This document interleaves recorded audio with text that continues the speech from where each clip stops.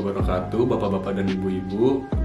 Nama saya Hafiz Satal Al-Kifari, saya dari Fakultas Ekonomika dan Bisnis. Di sini saya mau menjelaskan program kerja keempat saya, yaitu program kerja non-tema. Di sini tentang perencanaan bisnis UMKM sederhana.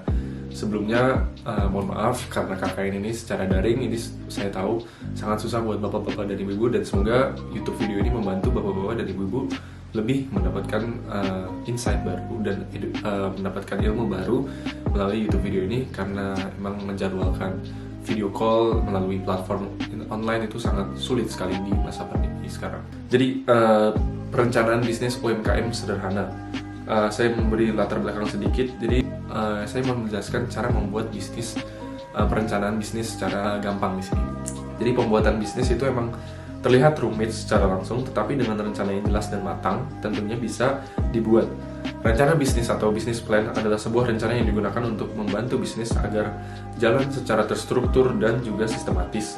Dengan rencana bisnis yang jelas, kita bisa membuat tujuan dan target dengan rencana bisnis kita mencapai sebuah tujuan atau target tersebut. Bisnis UMKM atau usaha mikro, kecil, dan menengah juga membutuhkan rencana bisnis atau business plan. Dengan rencana bisnis yang jelas, bisnis UMKM mempunyai tujuan akhir, dan rencana bisnis tersebut bisa menjelaskan bagaimana kita mencapai tujuan akhir itu. Buklet ini akan menjelaskan bagaimana kita membuat rencana bisnis yang efisien, jelas, dan juga efektif. Halaman berikutnya akan menjelaskan lebih detail.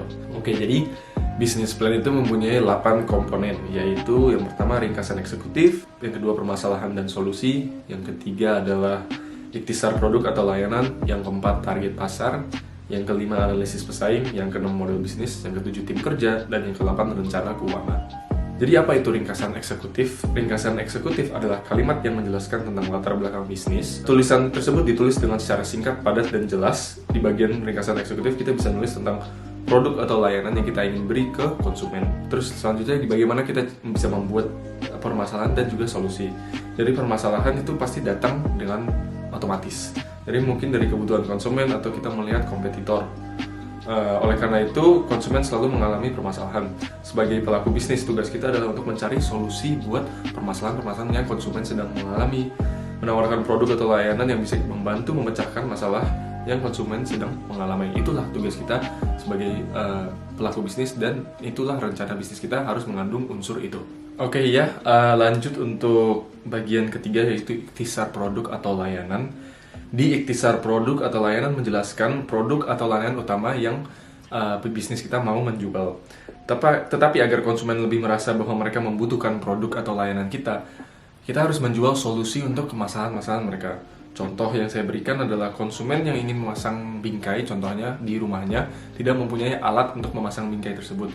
Oleh karena itu, kita tidak boleh hanya menjual palu dan paku, tapi kita juga harus menjual solusinya. Jadi kita memasarkan palu dan paku itu sebagai solusi agar mereka bisa memasang bingkai di rumahnya. Ikhtisar produk atau layanan ini harus dibuat sebagai narasi yang menunjukkan bahwa produk atau layanan akan membantu memecahkan masalah yang konsumen sedang mengalami. Makanya itu, contoh yang saya berikan itu, kita tidak hanya memberi produk atau layanannya, tapi juga memberi narasi dan juga solusi untuk permasalahan yang sedang mereka mengalami. Keempat, bagaimana kita bisa menentukan target pasar.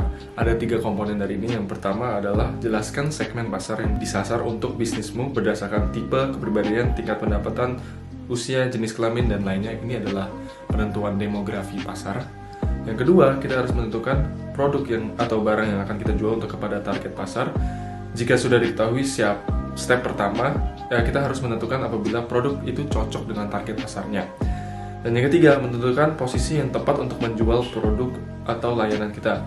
Jadi di mana dan bagaimana kita bisa mendistribusikan produk kita ke target pasar kita. Selanjutnya kita berbicara bagaimana kita bisa menganalisis pesaing kita. Jadi pesaing ini sangat penting karena mereka bisa menjadi tolak ukur buat bisnis kita apabila performa kita di bawah atau di atas kompetitor kita. Tentunya pesaing kita adalah bisnis yang bekerja di industri yang sama. Oleh karena itu, cara menganalisis pesaing itu cara membuat perbandingan yang menampilkan beberapa unsur penting di dalam kedua bisnis tersebut.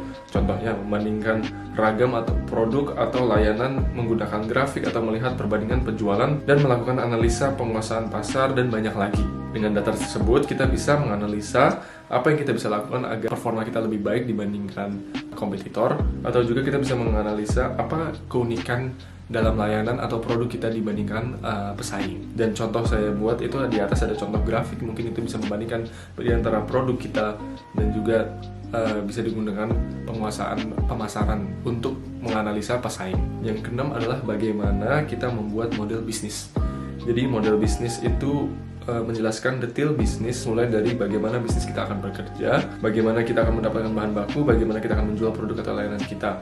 Ada 5 model bisnis sederhana yang saya akan menjelaskan, yaitu pertama model penerimaan, yaitu fokus pada strategi menghasilkan pendapatan. Model pengembangan, yaitu fokus menciptakan produk yang baru dan selalu berinovasi. Yang ketiga ada model distribusi, yaitu fokus kepada menerbitkan cara menjual produk. Yang keempat model pemasaran, yaitu fokus kepada memasarkan produk kepada target konsumen yang tepat. Dan yang 5 model operasional, yaitu fokus kepada operasi sehari-hari. Selanjutnya kita bahas juga dalam model bisnis ada tentang tim kerja dan skill set yang tepat. Saat membuat bisnis plan, kita tidak bisa hanya bekerja sendiri tentunya. Oleh karena itu, kita harus mengetahui siapa saja orang-orang berada di balik bisnismu. Hal ini juga sangat penting untuk dipertimbangkan. Sebagai pelaku usaha, kita harus mencari orang yang tepat dan kompeten agar bisnis dapat berjalan dengan lancar. Contohnya, ini saya beri, kita tidak mungkin ngerekrut seorang security untuk menjadi koki di restoran kita, contohnya. Oleh karena itu, pasti kita ngerekrut orang dengan skill set yang tepat untuk job deskripsi pekerjaan yang tepat. Jadi kita pastinya ngerekrut orang yang mempunyai skill tinggi masak untuk menjadi koki di restoran kita. Yang terakhir, tapi juga komponen yang sangat paling penting juga, itu adalah rencana keuangan. Rencana keuangan adalah komponen salah satu dalam rencana bisnis. Kita harus mempunyai seorang yang bisa menghitung pengeluaran, pendapatan, dan juga potensi pendapatan pada tahun tersebut. Maka itu di laporan keuangan kita harus selalu dipantau untuk lihat prospek bisnis kita ke depannya, dan juga apabila kita ada kemungkinan bangkrut ke depannya. Kita bisa menghindari kebangkrutan dengan mempunyai rencana keuangan yang baik. Ingat, membuat rencana bisnis itu mungkin terlihat membingungkan dan menyusahkan. Oleh karena itu, di halaman berikutnya kita menyediakan template rencana bisnis yang mudah dipahami. Berikut template rencana bisnisnya. Bapak-bapak dan ibu-ibu bisa nge-post videonya untuk melihat template rencana bisnis atau juga melihat file PDF yang saya sudah share. Terima kasih banyak bapak-bapak dan ibu-ibu sudah mendengar presentasi saya. Jika ada pertanyaan bisa hubungi nomor telepon saya, bisa di WA atau di telepon ke 0811 827118 dan email saya hafizatalah@mail.ugm.ac.id. Sebelum saya mengakhiri, mohon maaf jika ada saya salah berkata, dan terima kasih banyak sudah mendengarkan presentasi saya, dan sampai ketemu di program kerja terakhir saya.